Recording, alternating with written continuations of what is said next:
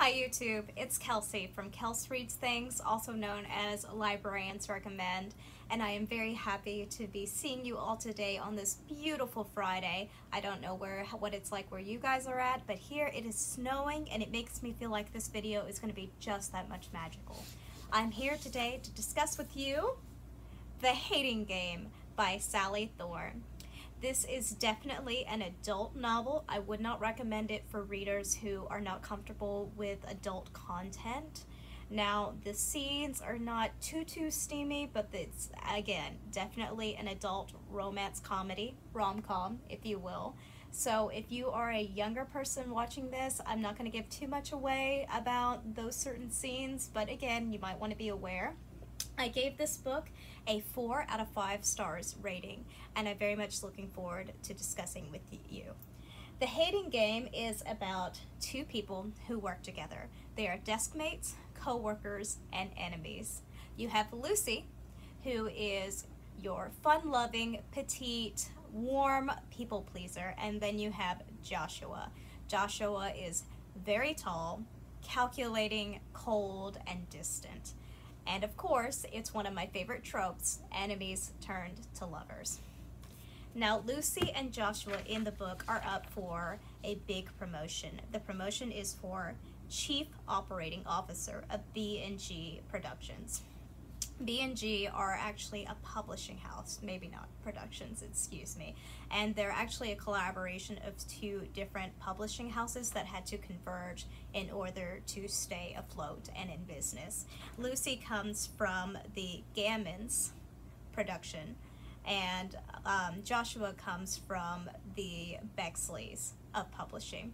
So these two companies have very different styles. The Bexleys tend to be a little more professional, more calculating, more concerned with numbers, and the Gammons are very much your hippy-dippy, what's going to be the next Shakespeare sort of thing. So if that gives you any idea, it very much reflects their personalities. Lucy is definitely a Gammon, and Joshua is definitely a Bexley. So the major plot point is that these two co-workers and enemies are up for the same promotion. Lucy desperately needs it because it's very expensive where she lives, and if she got this promotion, she would likely be able to afford going home to see her parents more often, who own a strawberry field company. And I think that's so cute. They're farmers. They're strawberry farmers, and I love it. It's very sweet. And Joshua is up for the promotion, and he wants it because, of course he does. He's calculating, he's focused on his career, but you end up learning a little more about why he wants this position specifically a little later in the book. Things that I really enjoyed about this book was the first-person narrative. I really prefer books where there's a first-person narrative, and in this case, that's Lucy. You hear and listen to her point of view pretty much the entire story. The narrator does not switch at any point, and I personally really like that because I feel like you can relate to the character even more. You can actually understand their thought processes, hear their inner monologue, and it gives you a little more in-depth idea of who that character is. That's just my opinion, and I tend to gravitate towards books that are first-person narrative. I also really enjoyed the dialogue and bantering, especially between Joshua and Lucy. Sometimes it was so harsh and so problematic and so mean, but at the same time, the feel of the novel is very light and fun, so it's not necessarily problematic, but there were a few things that I was just like, So again, this is definitely a book for a mature audience. I don't want too many impressionable young people getting the wrong idea of how someone should treat you or, you know, respect you or how to talk to you. But again, we eventually learn a little more in depth about Joshua and why he acts the way he does at times and why he comes off the way he does, and in many cases he may even just be misunderstood. So I'm not going to give too much away. This is not a spoiler review. This is just a bit of a synopsis and things that I liked about it. Another thing that I enjoyed was that the language was really modern, and I liked how the story built. you got to see kind of the dynamics of Lucy and Joshua very early, and you get to see them grow as characters and grow together. And I thought that that was fairly well done. I really did. The romance itself was really sweet and really precious, and there were a lot of just moments that were so soft and just made you go, oh, that's so sweet and so precious. There was a lot of tenderness and understanding between characters that we didn't see in the beginning of the novel, so that was really important, I think, and it really shows how the relationship built.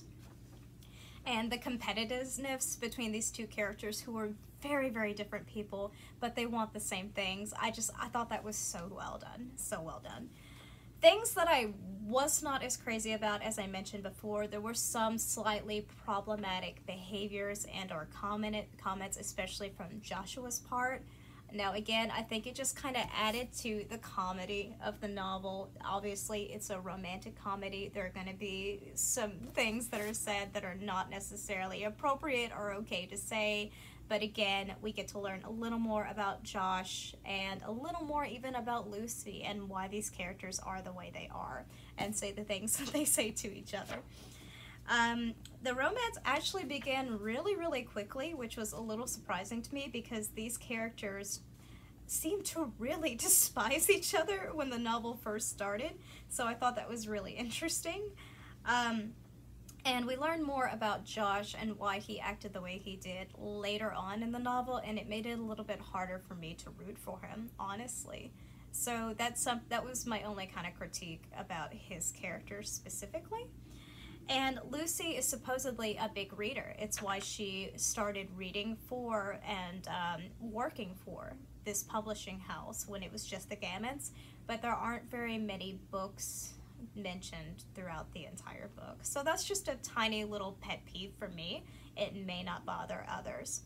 Overall, like I said, I gave this really cute, quirky novel a 4 out of 5 stars. I thought it was very well done, and it's actually in the works to be a major motion picture. I'm definitely going to go see it. There's no news about a release date yet because I believe it's still in production. Alright guys, just to give you a little bit of a sneak peek for next week, I'm going to be talking about a series that's a little more serious, more adventure-based, and it's young adult. Crown of Midnight, which is the second book of the Throne of Glass series. No worries. I'm probably going to do a morning video where I discuss the prequel as well as the first book, just to give you a little bit of synopsis of those two books. But right now I'm currently reading Throne of Midnight, so I'm going to do an in-depth review of this book Friday afternoon.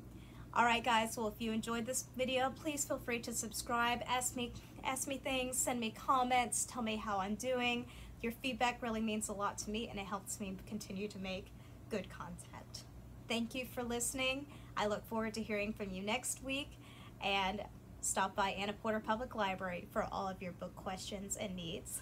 Thank you and have a wonderful Friday afternoon.